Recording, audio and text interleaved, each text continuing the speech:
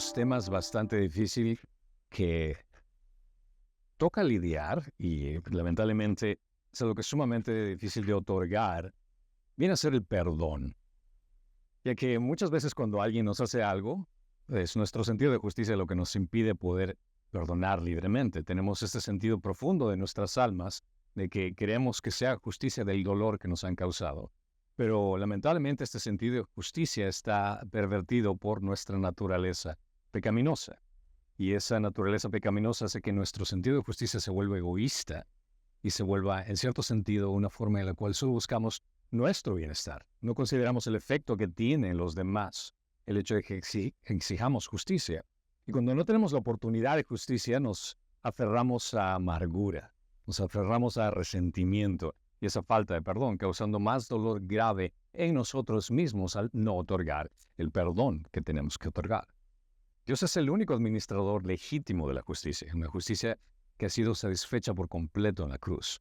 Y no tenemos que buscar ninguna otra justicia, más que por nosotros nos llama a este cambio radical que tenemos que hacer cuando no recibimos la justicia correcta, es el hecho de pedir, de dar la oportunidad de perdonar a alguien.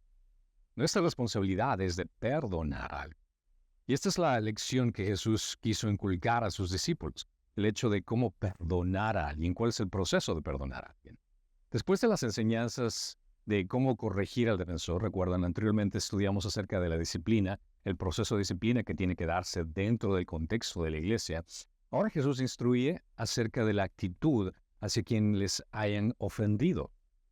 Aunque la conducta inadecuada tiende a ser tratada durante la disciplina, ahora Jesús se enfoca que con respecto a la persona que ha sido ofendida, cómo tiene que responder esa persona que ha sido lastimada. Y eso es lo que vamos a ver en Mateo capítulo 18, del 21 al 35.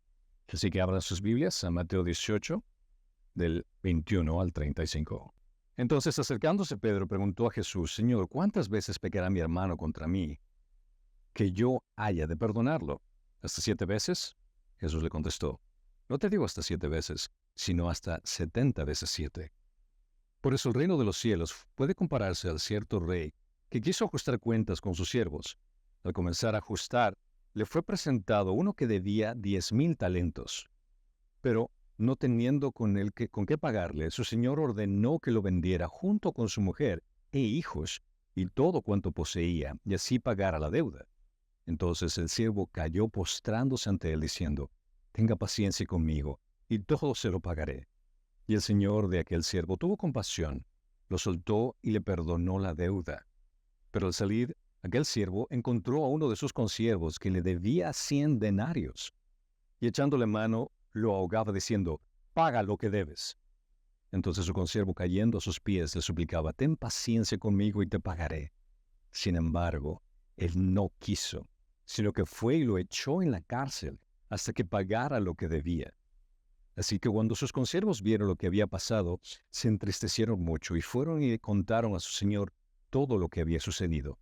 Entonces, llamando al siervo, su señor le dijo: Siervo malvado, te perdoné toda aquella deuda porque me suplicaste. ¿No deberías tú también haberte compadecido con tu consiervo, así como yo me compadecí de ti? Y enfurecido su señor lo entregó a los verdugos hasta que pagara todo lo que debía. Así también mi Padre Celestial hará con ustedes si no perdonan de corazón a cada uno de sus hermanos. Oh Dios, tu palabra es más preciosa que el oro fino y más dulce que la miel, más pura. Al estudiar estas escrituras, Señor, envía tu Espíritu Santo para infundir tu palabra con verdad y gracia, para que las buenas nuevas de tu amor brillen ante nuestros ojos y deleiten nuestros sentidos, para que no podamos evitar responder más que con asombro, fe y confianza, Señor. Te lo pedimos en Cristo Jesús. Amén. Vemos en esta situación que todo vuelve en continuidad a la conversación que se da anteriormente. Pedro, en medio de toda esa conversación, se acerca a conversar con Jesús, como suele ocurrir. Él era la cabeza, por decirlo así, de los discípulos, y se acerca para preguntar cuál era la conexión que iba ahora a dar con respecto al hecho de lo que va a enseñar de aquí en adelante. La pregunta de Pedro fue una consecuencia lógica de la enseñanza del versículo 15 al 20. ¿qué va a pasar con respecto a aquellos que han sido ofendidos? Y se acerca con bastante humildad y mucho respeto, refiriéndose a él como Señor. Esta es la cuarta vez que se refiere a Jesús como Señor. La última fue específicamente cuando le pidió caminar sobre las aguas, en capítulo 14, 28. Y le hace esta pregunta específicamente, o sea, ¿cuántas veces pecará mi hermano? Mateo retoma el tema del pecado introducido en el capítulo 18, versículo 15, que habla de la disciplina, pero su atención ahora ya no está enfocada en la persona que ha cometido el pecado y la disciplina que tiene que ejercerse, pero ahora la víctima, tal vez podemos ponerlo de esta forma, que ha recibido el error o el dolor o el daño de aquella persona que causó el pecado. Y cuando menciona aquí específicamente cuántas veces pecará mi hermano, debemos entender que cuando utiliza la palabra hermano, Pedro no se refiere a un hermano de sangre específicamente. Recuerde que el contexto que Jesús está hablando claramente acerca de un compañero creyente, el prójimo. Lo que se está pensando principalmente que sucede dentro del círculo de seguidores de Jesús. ¿Qué voy a hacer si es que alguien de los que te estamos siguiendo peca contra mí? Y en este caso, ¿cuánto debería yo de perdonarlo a él? Pedro, como un buen judío, sabía que era importante perdonar al compatriota, pero seguramente, aparentemente, razón debe de haber un límite. O sea, si es que esta persona peca contra mí, tiene que haber un punto donde yo tenga que decir, o sea, ok, creo que esto ya fue suficiente. ¿Hasta cuándo debería de perdonarlo? Entonces, el enfoque que viene a dar aquí Jesús es específicamente acerca de cuánto tiene que ejercerse el perdón y cuál es el enfoque que se da aquí, específicamente el porqué del perdón. Cuando se analiza este pasaje, podemos entender que la atención ahora está en la persona que ha sido perjudicada en lugar de en el mal o en el malhechor. Otro punto que se nota aquí es el hecho que se introduce la posibilidad de tener que hacer frente a la recurrencia del pecado. Cuando alguien peca contra ti, no solo una sola vez que ocurre, sino que van a ocurrir varias veces. Y la necesidad de perdonar que se aborda explícitamente. Entonces Pedro viene preocupado por saber que quiero hacer lo mejor del caso, pero cuántas veces tengo que recurrir en perdonar a alguien. La última vez que se habló del perdón fue en el capítulo 12, del 31 al 32, pero allí el tema era la posibilidad de que Dios perdonara. La necesidad de que la persona perdone se toca más adelante el capítulo 6, del 12 al 15, que era en relación con el Padre Nuestro, que es la relación entre estos y el perdón que tenemos con Dios. En esta misma interrelación entre el perdón humano y divino es el tema que Jesús aborda adelante del versículo 21 al 35. Y Pedro le sugiere este número. Él viene tal vez preguntando de una forma tal vez amable, dice hasta 7 veces. Cuando leemos en Lucas 17:4 menciona, y se peca contra ti 7 veces al día y vuelve ti 7 veces diciendo, me arrepiento, perdónalo. Lucas escribe 7 veces al día. En Mateo aquí Pedro ya ofrece los 7 tiempos, que ciertamente no por día. 7 es un número bíblico común que indica integridad. Pedro consideró que estaba siendo generoso, porque la enseñanza rabínica demuestra que el perdón que se ofrecía tenía que ser 3 veces. Entonces 7 es un número bíblico común que indica integridad.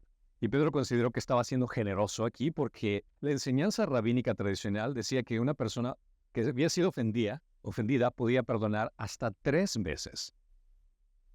Por ponerlo de esta forma, en el Yoma 86, que viene a ser Yoma significa día, es la oportunidad anual que es para la comunidad de Israel que se arrepiente y establezca una relación correcta. Ellos tienen una tradición que dice, si un hombre comete una transgresión, la primera, la segunda y la tercera se le perdona. La cuarta no se le perdona. Entonces, Pedro duplicó con creces la cuota de perdones que él entendía en su cultura que tenía que hacer, demostrando claramente que él ha aprendido algo de Jesús. Jesús es una persona misericordiosa, trata bien a la gente, entonces voy a pantallar a Jesús, le voy a decir, no como 3 como los demás, voy a doblar y voy uno más 7, y el 7 es un número de integridad, así que él pensaba impresionar con su generosidad el hecho de perdonar. Ahora, comprende que las represalias no son el camino correcto para un discípulo y más bien el perdón es una cualidad que debería valorarse, pero considera que esto debe practicarse con moderación. Pedro considera que tal vez el perdonar hasta un cierto límite vale la pena. Seguramente perdonar a la misma persona 7 veces sería más que suficiente. Pero, como ya hemos visto anteriormente, Pedro siempre resulta corto en sus deducciones. Pedro siempre tiene la mejor intención, pero no alcanza. En el versículo 22 Jesús le contestó, al igual cuando Pedro muchas veces intenta decir cosas que suenan buenas, pero a final de cuentas no lo son. Recuerden cuando él caminó por el agua, tenía una buena intención, comenzó bien, bastante positiva la interacción con Jesús, igual cuando confesó que Jesús era el Hijo de Dios viviente, todo estuvo bien, pero después termina Pedro todavía necesitando de una corrección significativa, y este también viene a ser el caso. Cuando Jesús le dice, no te digo hasta 7 veces. A Jesús no le preocupaba un perdón mezquino que calcule cuántas ofensas puede ignorarse antes de que la represalia sea aceptable. Para él el perdón es incondicional. Para él el perdón era constante. Rechaza la supuesta generosidad de demostración de 7 veces que Pedro intenta sugerir aquí. Y Jesús toma el número que Pedro presentó como el de la plenitud y lo multiplica considerablemente. Le dice, sino hasta 70 veces 7. La respuesta de Jesús fue que el perdón debe ejercerse en mayor medida, no solo 7 veces, sino 70 veces 7. Si quieres hacer un cálculo matemático, debería ser como 490 veces. Pero Jesús quiso que la idea no sea que perdones 490 veces. El punto es el hecho de que no debías de poner límites a tu perdón. El número que se menciona aquí, 70 veces 7, es un número, viene a ser como una hipérbole. Es una exageración. Da la disposición ilimitada de perdonar de corazón. Eso es algo que incluso también vemos en Génesis 4:24. Dice, si 7 veces es vengado Caín, entonces Lamec lo será 70 veces 7. Eso viene a ser una exageración, una demostración numérica que realmente no puedes calcular. En el sentido de si es que alguien se pone al punto de contar cuántas fallas, por ejemplo, si es que un marido quiere contar cuántas fallas ha hecho la esposa de no lavar los platos o cocinar o hacer bien, no te va a ir bien por ninguna de las dos formas. Primero porque estás exigiendo algo de esa forma y segundo porque estás escribiendo todo. Ok, ya le perdoné esta vez, voy a perdonar la segunda vez. Sería absurdo tener una libreta de apuntes llevando cuenta cuántas veces has perdonado. La cuestión es que no hay límite para el número de veces que debes ofrecer el perdón. Cuando alguien te lastima, cuando alguien te ofende, Jesús está claramente diciendo, no debes de dar una lista y decir, ok, llegaste al 490, la siguiente, ahí sí, ya ahí está, ahí quedaste. No, el número está diseñado para romper con cualquier noción de que existen límites para el perdón. Uno debe seguir perdonando mucho más allá, hasta el punto de haber perdido la cuenta de las ofensas. Esa es la idea del perdón. Jesús está aclarando no solo a Pedro, sino a todos los seguidores, que el perdón debe ser ilimitado. Para el discípulo de Cristo el perdón es una forma de vida. Para el discípulo de Cristo el perdón es algo que uno ofrece y otorga libremente. Y la razón de esto es por el hecho de que la magnitud del perdón de Dios nos impulsa a perdonar inmesurablemente, ya que estamos imitando a Cristo. Es por el hecho que nosotros hemos recibido ese perdón del Dios, ese perdón increíble de Dios Todopoderoso, es que otorgamos esto. Teniendo en cuenta que hemos sido perdonados, no podemos negar el perdón a quien peca con nosotros. Este consejo de Jesús puede funcionar de la misma forma también con los incrédulos. Nosotros perdonamos a cualquier persona que nos ofende, sea dentro del contexto de la iglesia, sea fuera del contexto de la iglesia. Pero vale la pena aclarar que el enfoque principal que Jesús está enseñando aquí es dentro del contexto de la iglesia. Porque si es que no existe el perdón dentro del contexto de la iglesia y existen enemistades y peleas dentro del contexto de la iglesia, puedes entender qué mal mensaje estamos dando a la comunidad de cómo somos aquí dentro. Que esto no tiene como objetivo fomentar la aceptación tampoco pasiva de los pecados. Considera que quedó claro en Mateo capítulo 15 con respecto a la disciplina. Si es que alguien comete algo, va a pasar por un proceso de disciplina. El lenguaje de la disciplina y el papel que la clave que jueguen en la iglesia da la respuesta de la manera apropiada de responder al pecado. Es decir, que de las dos partes, tanto del ofensor como del ofendido, los dos, Jesús trató cada uno de esos puntos.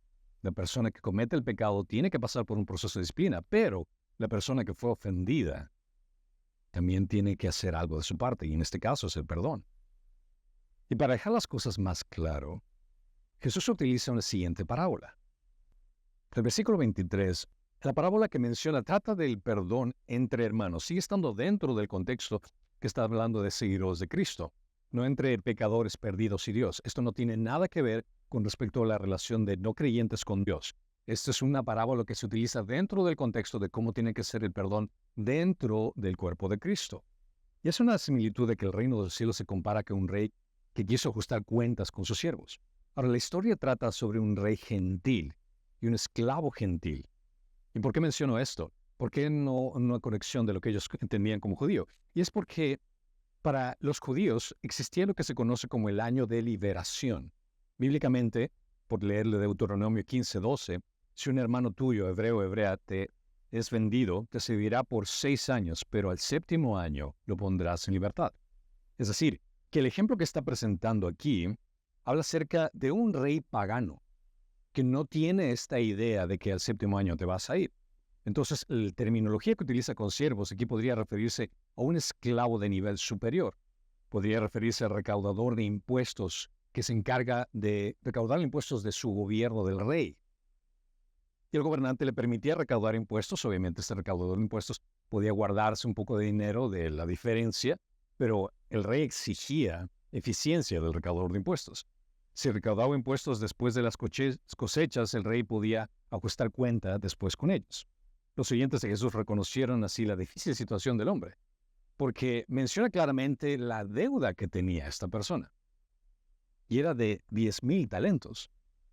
Aunque en aquellos días los impuestos eran exorbitantes, especialmente para los campesinos rurales, Josefo, un historiador, informa que el tributo anual de Galilea y Perea bajo el rey Herodes eran tan solo de 200 talentos, en contraste con 10,000 talentos. Por tanto, era inconcebible que el funcionario pudiera endeudarse tanto.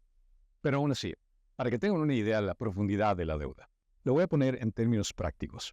Para estimar aproximadamente el valor monetario, que en la actualidad sería de lo que le debía este hombre al rey, si vemos el hecho de que el siervo le debía 10,000 talentos en tiempos bíblicos, que es aproximadamente el salario de 20 años de un trabajador promedio. En la actualidad, un año de trabajo, si lo ponemos un tiempo promedio, un sueldo promedio de aquí en Estados Unidos, que sea de $50,000. 20 años por $50,000 equivaldría a un talento, que esto da un total de $1,000,000.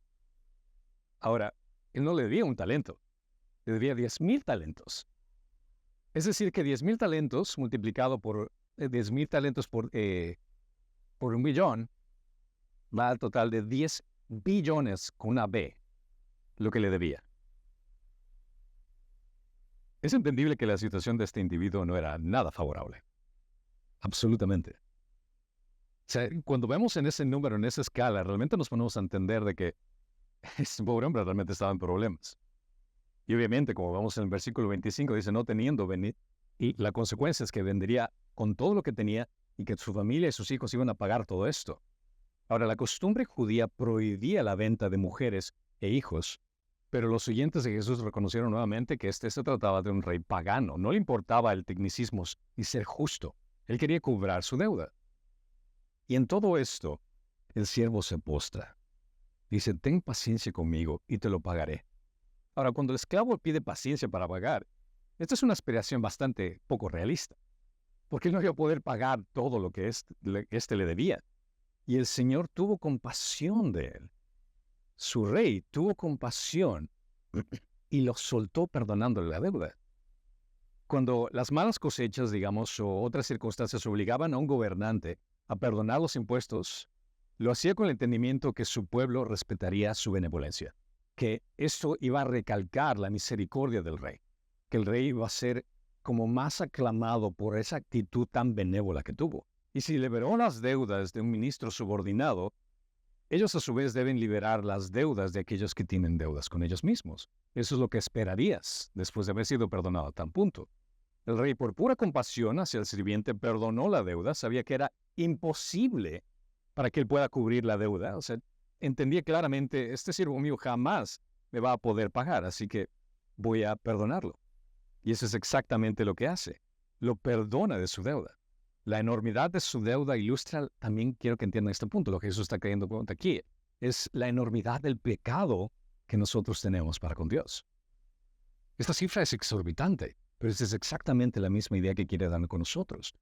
y cómo Dios cancela nuestra deuda por medio de Jesucristo. Dado que Dios ha mostrado tanta misericordia al perdonar nuestros pecados, nosotros deberíamos perdonar a aquellos que pecan contra nosotros. Con la misma libertad, con la misma misericordia. Esa gracia que recibimos, esa misericordia que recibimos, es exactamente lo que tenemos que dar a otros. La magnitud del perdón de Dios es lo que nos impulsa a perdonar inmesurablemente, imitando a Cristo. Esa es la motivación por la cual nosotros perdonamos a alguien. No porque la otra persona se lo merezca, sino porque Dios me da ese ejemplo y aquí yo tampoco me lo merecía. Ahora uno consideraría que este siervo se convertiría en la viva imagen de agradecimiento y gozaría de la libertad y el perdón que recibió mostrando esa misericordia a las demás personas. Pero lamentablemente no fue así.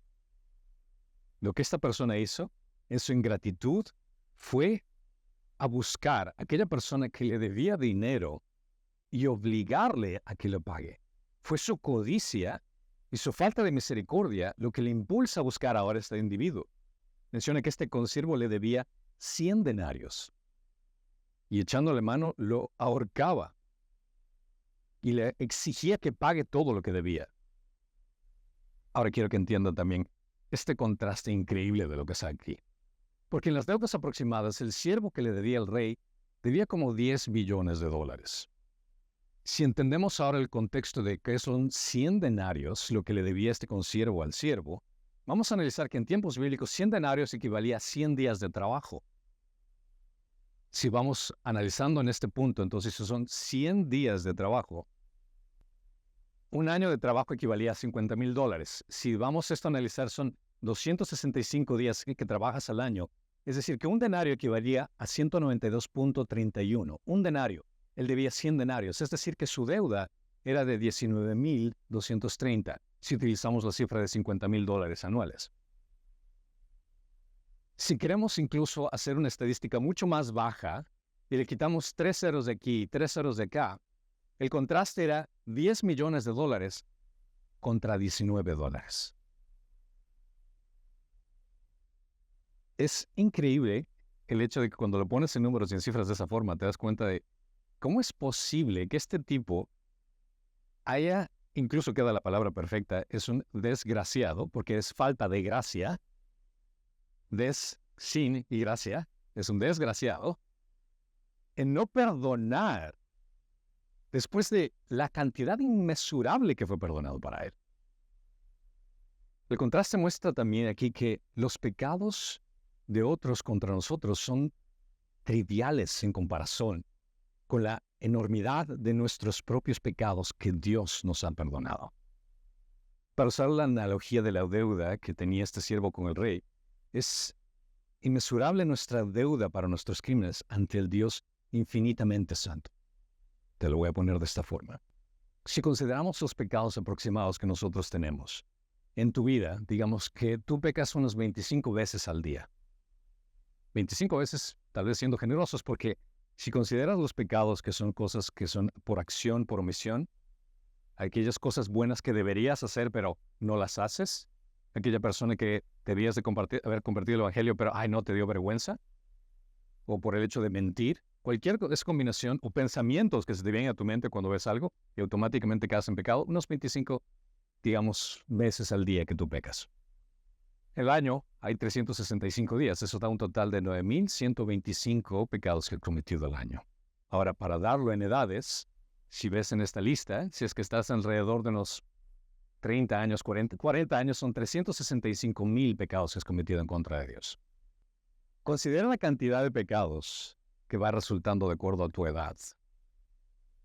¿Ustedes recuerdan cuántos pecados tuvieron que cometer Adán y Eva para ser maldecidos? Solamente uno. ¿Y sabes qué fue lo que pasó con ese solo pecado? La relación fue quebrantada con Dios. Fueron perdidos de la inocencia. Expulsión del jardín de Edén. Maldición sobre la mujer al hecho que tenía que sufrir labores de parto. Sobre el hombre donde tenía que trabajar y sudar. Murieron espiritualmente, envejecieron y murieron los dos. Y nos heredaron el pecado original y el quebrantamiento en toda la creación. ¿Por cuántos pecados? Ahora, te puedes dar cuenta en esa tabla la cantidad de pecados que tú tienes. ¿Y qué tan grave es tu situación?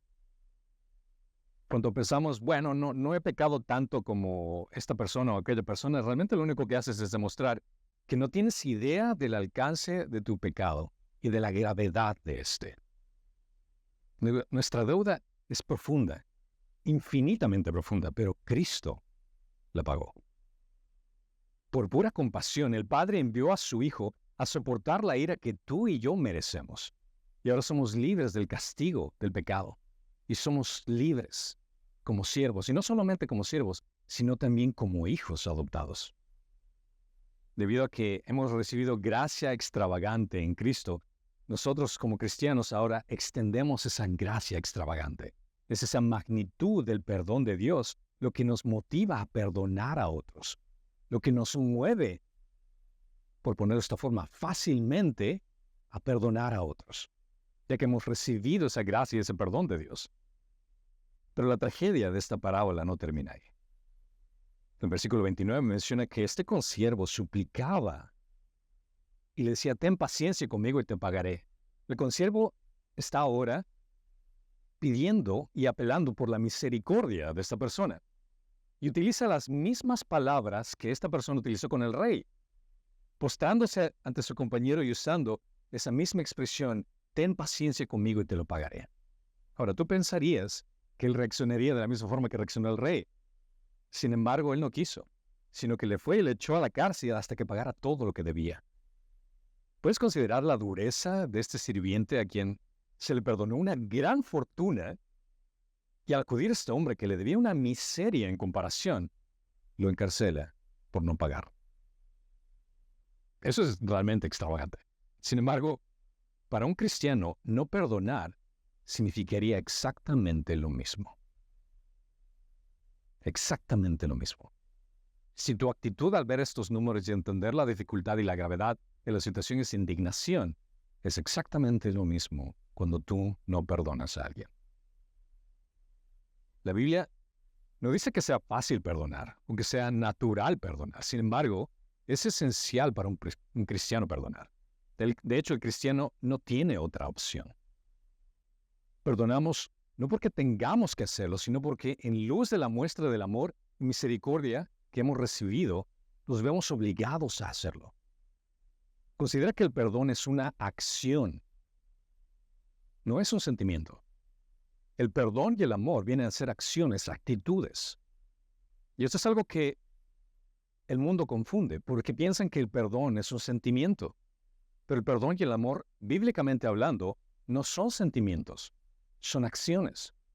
Claramente podemos analizar cuando leemos, porque de tal manera amó Dios el mundo que dio. Amó y dio fue acción. Cuando Jesús estuvo en el jardín de Getsemaní, Él no tenía ganas de ir a la cruz, pero nos amó e hizo lo que Él vino a hacer. Entonces, de la misma forma que el amor, el perdón no es un sentimiento, no es el hecho de que tú perdonas a alguien cuando sientes ganas de hacerlo. Porque déjame decirte, jamás lo vas a sentir. Si estás esperando esas emociones abrigadas para poder perdonar a alguien, no van a darse. No van a darse. Te lo pongo en esta forma. ¿Crees que Dios se sentía emocionalmente con ganas de perdonarte? No. Él lo hizo porque Él es amor. Y Él tomó la acción de perdonarte a pesar de que tú no lo mereces. El sentimiento es irrelevante. Lo haces no basado en tus emociones, sino en la decisión de perdonar. Y muchas veces lo que hacemos es ejecutar ese perdón a pesar de que nuestra mente dice te voy a perdonar y mi decisión es perdonarte y mi corazón no está alineado todavía, pero eventualmente lo va a estar. Tú perdonas no basado en lo que tu corazón te dice, sino en la decisión de obedecer a Dios diciendo voy a perdonar, porque Dios me pide que lo haga. Él me perdonó, yo voy a hacer lo mismo. Y eventualmente tus emociones van a alcanzar esa decisión que tú has tomado. Solo Jesús puede permitir el tipo de corazón perdonador que este pasaje menciona y que este pasaje exige. Con gratitud, Él nos recuerda la compasión extravagante que nos ha mostrado como pecadores, menos merecedores. Y por su gracia nos permite extender esa misma compasión extravagante a aquellos a quienes etiquetamos como los menores o los menos merecedores. Es esa magnitud de amor y misericordia y gracia que recibimos, que nos, por ponerlo de esta forma, nos ahoga en toda esa misericordia, que nos inunda por completo, que nos permite otorgar y dar inmesurablemente el perdón a otros. Y al hacer esto estamos imitando a Cristo. Tristemente, en esta ilustración, los consiervos vieron, se entristecieron mucho, y el siervo que no perdona cuando él mismo fue perdonado entristece grandemente a la comunidad, no solo por su falta de perdón, sino por no valorar la misericordia que él mismo recibió. Él recibió un perdón tan gigantesco y él no valoró eso. Y se le envía en presencia del rey. Y ahora sí están problemas. El rey, antes que se sintió movido por compasión, ahora se siente movido por ira. Le había otorgado misericordia y en su lugar mostró una falta de perdón y avaricia en medio de todo esto. Le dice, no, debías de tú haber también perdonado y compadecido con tu consiervo como yo lo hice contigo. De la misma forma con nosotros. Cuando alguien te lastima, por más profundo que este dolor sea, ¿quién eres tú para retener el perdón cuando a ti se te ha perdonado muchísimo más? Martín Lutero pone de esta forma. Es algo sumamente aborrecible en el cristiano e incluso blasfemo cuando se dice, no puedo ni le perdonaré lo que ha cometido contra mí, seré vengado. Seguramente sus hijos ignoran que toman de Dios, a quien es el único que le pertenece la venganza, y la canalizan hacia ellos mismos, y por eso entregan al diablo sus propias almas que han recibido de Dios. La falta de perdón del siervo tendría graves consecuencias, porque enfureció a su rey, y éste lo entregó a verdugos hasta que pagara todo lo que debía. Ahora, ¿cuándo va a poder cumplir con toda esa paga? Nunca, ni por el resto de su vida. La magnitud de la deuda era impagable por cualquier medio y el hombre nunca escaparía de los torturadores. La palabra verdugo significa eso, literalmente torturadores. La tortura del deudor continuaría hasta que la deuda fuera pagada en su totalidad. Como la deuda no podía pagarse, la tortura simboliza el castigo eterno. La ley judía no permitía la tortura, pero el pueblo judío sabía claramente que en este caso la ilustración que estaba presentando Jesús no era de un contexto judío, sino de un contexto pagano. Y Jesús añade esto al final. Así mi Padre Celestial hará con ustedes. Ahora, la parábola no quiere decir que solo aquellos que perdonan tienen salvación. Si es que alguien toma esta parábola y enseña eso, está violando el texto fuera del contexto, porque el contexto nuevamente estamos hablando acerca de cómo nos tratamos entre hermanos y cómo ejercemos ese perdón de los unos con los otros. No está hablando de la salvación de los pecados de los perdidos. Jesús nos advirtió que Dios no puede perdonarnos si no tenemos corazones humildes y arrepentidos para recibir el Evangelio. Claramente su predicación inició con esto. Arrepiéntanse y crean en el Evangelio. Revelamos verdaderamente esa condición de nuestro corazón cuando tratamos a los demás con la misma gracia que hemos sido tratados. Cuando nuestro corazón sea humilde y arrepentido, perdonaremos a nuestros hermanos porque comprendemos el nivel de perdón que hemos recibido. Pero donde hay orgullo y donde hay venganza en el corazón, no puede haber un verdadero arrepentimiento. Y si es que no existe un verdadero arrepentimiento, estás tratando con una persona que realmente no comprende el Evangelio. Que el Evangelio no tiene cabida en esa persona. Debemos experimentar ese perdón en nuestro corazón para que nos humille y nos haga amables y compasivos con los demás. El siervo de la parábola no tuvo una experiencia profunda de arrepentimiento, claramente. Él simplemente estaba alegre por haber sido libre de la responsabilidad. Pero en realidad nunca se había arrepentido. Porque si realmente se hubiera arrepentido de la situación, hubiera valorado esa muestra de misericordia que cuando se le hubiera presentado a aquella otra persona que le debía dinero, decir, wow, no, yo realmente me arrepentí de esto, puedo entender tu posición, te lo perdono. Pero él no estaba arrepentido, lo cual nos hace caer en cuenta que, porque el juicio será sin misericordia para el que no ha mostrado misericordia. La misericordia triunfa sobre el juicio. Si uno no perdona de corazón a su hermano, es algo que va en contra de la naturaleza que nosotros como cristianos somos llamados a hacer. El perdón tiene que ser una característica innata del cristiano. Efesios 4:31 menciona, se ha quitado de ustedes toda amargura. Amargura usualmente, ¿cómo se da? Cuando alguien nos lastima y nos duele. Pero aquí dice, se ha quitado toda amargura, enojo, ira, gritos, insultos, así como toda malicia. Sean más bien amables unos con los otros, misericordiosos, ¿qué dice aquí? Perdonándose unos a otros, así como también Dios los perdonó en Cristo. Sean pues imitadores de Dios como hijos amados y anden en amor, así como también Cristo les amó y se dio a sí mismo por nosotros, ofrenda y sacrificio a Dios como fragante aroma. Colosenses 3:12 menciona entonces ustedes, como escogidos de Dios, santos y amados, revístanse de tierna compasión, bondad, humildad, mansedumbre y paciencia, soportándose unos a otros y perdonándose unos a otros. Si alguien tiene queja contra otro, como Cristo los perdonó, así también hágalo ustedes. 1 Juan 4:11, amados, si Dios así nos amó, también nosotros debemos amarnos unos a otros.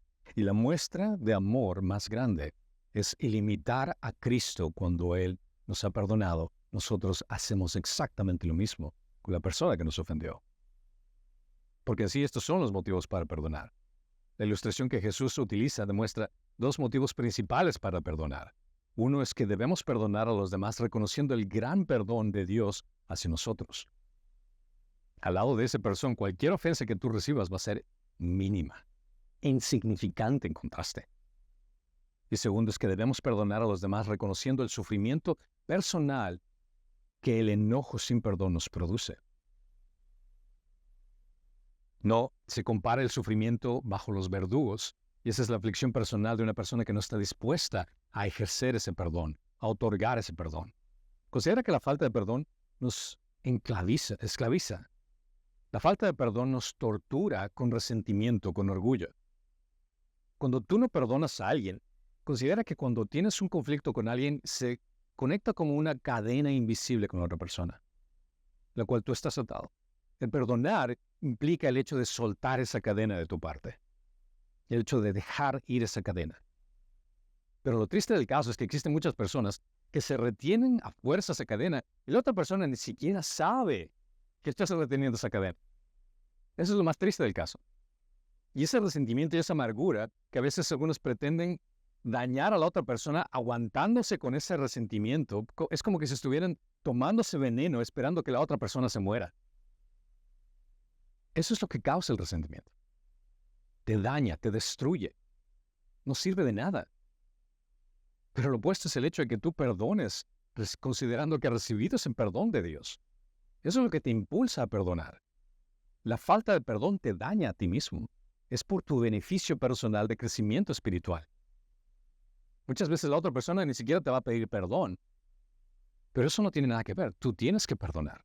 Y sé que la otra persona te pida o no te pida disculpas. Tu llamado es de perdonar, de dejar esa cadena. Porque si tú retienes esas cadenas, no vas a tener un caminar saludable espiritual. Y no vas a tener una relación saludable con Cristo.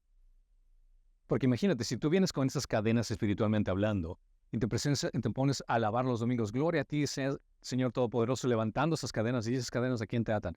Son personas que me han hecho algo malo, que me han dañado, que me han molestado, que me han ofendido, lo que sea. Así como que, a ver, vienes a adorarme con esas cadenas cuando yo rompí la tuya, que era muchísimo más grande de las insignificantes hilos, por ponerlo de esa forma, en comparación de lo que tú tienes.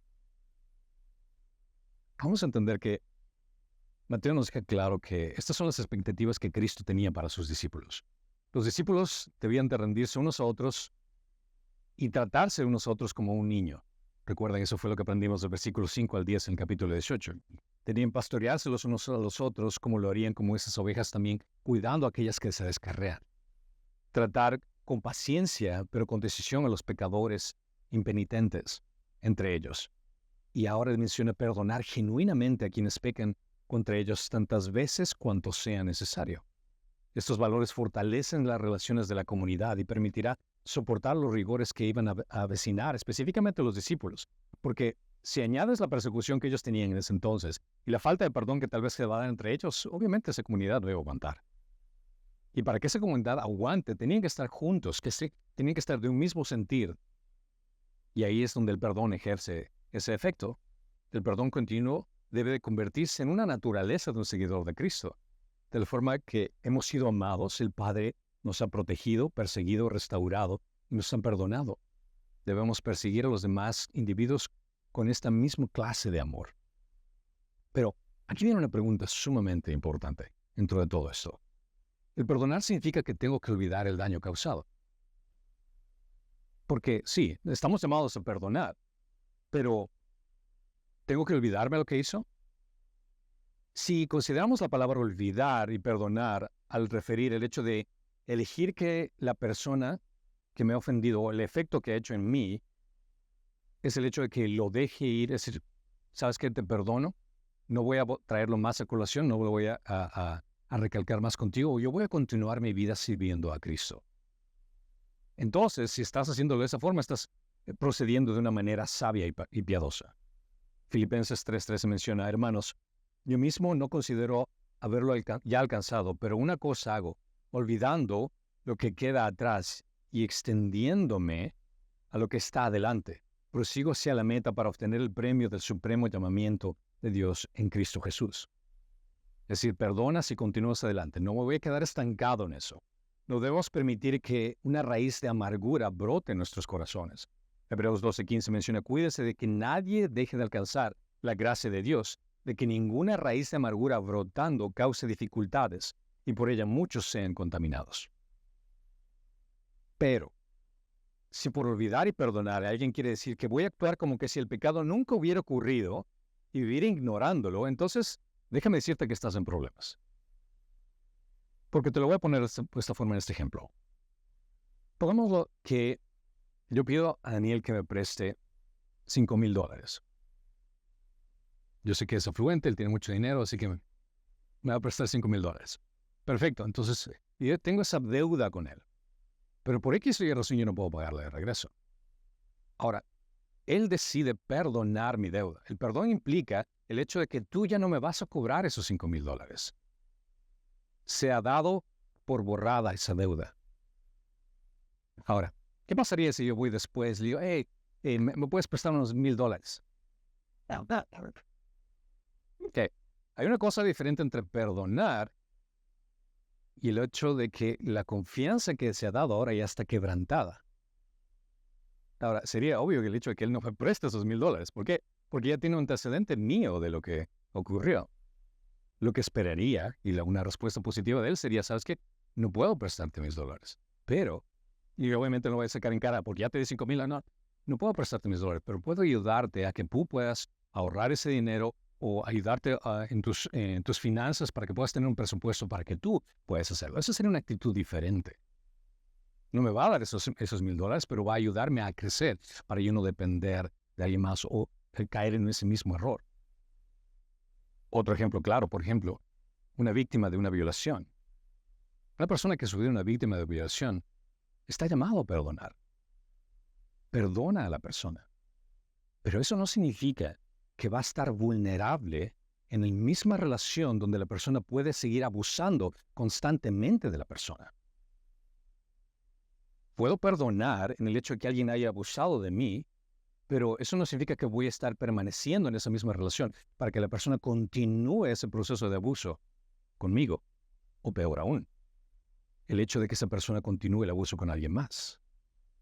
Yo puedo tranquilamente perdonar a alguien y reportarlo a las autoridades. ¿Por qué? Porque el perdón significa que ya te he perdonado lo que has hecho conmigo, pero no confío en ti. Eso es algo completamente diferente. No confío en ti, en lo que tú puedas tal vez hacer conmigo o lo que tú puedas hacer con alguien más. Te perdono, ya no tengo ningún resentimiento para contigo, pero no voy a permitir que tú continúes en ese estilo de vida donde vas a afectar a alguien más. ¿Tiene sentido? Entonces, una cosa es perdón. El perdón implica que ya no va a contar el pecado contra el de alguna persona. El perdón es diferente a la confianza. Incluso también a la reconciliación. La reconciliación trata de un camino de ambos lados. O el volver a retomar la confianza es algo que, si lo pones visualmente como un puente, si es que yo en este caso de ejemplo destruyo ese puente, ¿quién va a ser responsable de construirlo? Yo. Yo sería responsable de construirlo. Si realmente quiero volver a restablecer esa relación de confianza con mi hermano, es mi responsabilidad el que causó la ofensa, el restablecer esa confianza. Y muchas veces toma mucho tiempo, mucho tiempo. El perdón se dio, ya no va a echar en cara ese error, pero ahora es mi responsabilidad restablecer esa confianza. El perdón se debe de dar obedientemente, pero la confianza queda completamente destruida y el ofendido no tiene la responsabilidad de construir esa confianza. La persona que causó la ofensa tiene la responsabilidad. Sería una actitud necia al estar expuesto a un peligro, sobre todo cuando ya hemos experimentado una vez. Proverbios 22:3 menciona: el prudente ve el mal y se esconde, pero los simples siguen adelante y son castigados. Cuando una persona perdona, ya no tiene ese rencor. 1 Corintios 13:5 menciona: no se porta indecorosamente, no busca lo suyo, no se irrita, no toma en cuenta el mal recibido. Esto es perdón. Y cubre multitud de pecados. 1 Pedro 4:8, sobre todo sean fervientes en su amor los unos con los otros, pues el amor cubre multitud de pecados, en el contexto de cómo el amor de Dios cubre esa multitud de pecados. Sin embargo, el cambio de corazón es únicamente un asunto de Dios, no de nosotros. Y hasta que un ofensor tenga una transformación de corazón, es aconsejable limitar el nivel de confianza que se ponga a esa persona. Sé prudente y desconfiado al mismo tiempo. No significa que no hemos perdonado, no significa que no puedes perdonar, simplemente significa que solo Dios puede hacer ese cambio de corazón en la persona. Mientras tanto, tienes la libertad de desconfiar de que el puente lo tiene que construir la persona que causó la ofensa.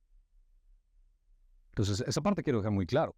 Sí, somos llamados a perdonar completamente, pero eso no significa que tienes que estar estancado en una relación donde vas a permitir que la persona continúe cayendo en pecado y lastimándote o, peor aún, lastimando a alguien más. El llamado a perdonar no es una cuestión de sentimientos, sino una obediencia. Cualquiera que haya experimentado verdaderamente la compasión del Padre Celestial no debería tener problema en mostrar compasión genuina a los demás. El perdón continuo que otorgamos a los demás, a aquellas personas que nos ofenden, refleja el perdón inmesurable y continuo que Dios Padre nos ofrece por medio de Jesucristo. Los cristianos perdonan no para ganarse el perdón de Dios, sino para expresar la gratitud del perdón que ya hemos recibido en Cristo. Y es ahí donde la magnitud del perdón de Dios nos impulsa a perdonar inmesurablemente a otros. No es cuestión de voy a ver cuándo me siento capaz para perdonar. No, si realmente estás en Cristo, es tu llamado el perdonar. Recuerda la inmesurable muestra de amor que Cristo tuvo en la cruz por ti. Y ahí va a ser más sencillo el hecho de tomar la decisión, no el hecho de que el sentimiento esté ahí, sino el tomar la decisión de dar el perdón a otra persona. Amén. Padre Santo, Señor Todopoderoso, solo en ti encontramos esa fuente de perdón. Humanamente para nosotros es realmente imposible cuando alguien nos ha lastimado tan profundamente, Señor. No tenemos emocionalmente esa capacidad para poder hacerlo. Pero solamente recordamos esa cruz. Y recordamos, Señor, que tú nos estás llamando a perdonar, a modelar, Señor, ese perdón que tú nos has otorgado. Y Padre, queremos ser como tú, en todo. Ayúdanos a que nuestras emociones se alineen con la decisión de obedecerte. Y te pedimos, Señor, por aquellas personas que nos han ofendido, que nos están ofendiendo o que nos van a ofender. Señor, que podamos demostrar esa misericordia y esa gracia para que con nuestra actitud puedan darse cuenta, Señor, a quién servimos. Para que con nuestra actitud puedan reconocer el Evangelio. Y que tu nombre sea glorificado en medio de todo esto. En Cristo Jesús te lo pedimos. Y todos dicen.